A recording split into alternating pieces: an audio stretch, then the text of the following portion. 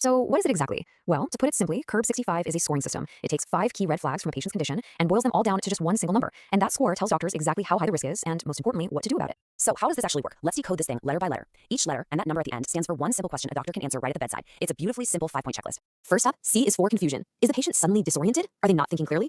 Now this is a huge red flag because it suggests the infection isn't just stuck in the lungs anymore, it's become so severe that it's starting to affect the entire body, even the brain. Next, we have U, and that stands for urea. This one you check with a simple blood test. It tells us how well the kidneys are doing their job of filtering waste. See, a really bad infection puts the whole body under enormous stress, and the kidneys are often one of the first organs to show that strain. And there's a specific number doctors look for. If that blood urea nitrogen level ticks up over 42 milligrams per deciliter, boom, that's a point on the score. It's a clear, objective sign that the body's organs are in trouble. R is for respiratory rate. This is a super direct way to see just how hard someone is working to breathe. A healthy person at rest takes, maybe 12 to 20 breaths a minute, but when pneumonia takes hold, that number can just go through the roof. The magic number here is 30 or more breaths per minute. I mean, that's fast. That frantic pace is a crystal clear sign that the patient is in serious trouble and their body is screaming for oxygen. B is for blood pressure. And what we're really looking for here is low blood pressure. When you have a massive infection, the body can kind of go haywire, causing blood vessels to open up and pressure to just plummet. This is a massive warning sign of septic shock, where your vital organs just aren't getting the blood they need to survive. Clinically, the alarm bell starts ringing if that top number, the systolic, drops below 90, or if the bottom number, the diastolic, is below 60. Either one of those gets you a point.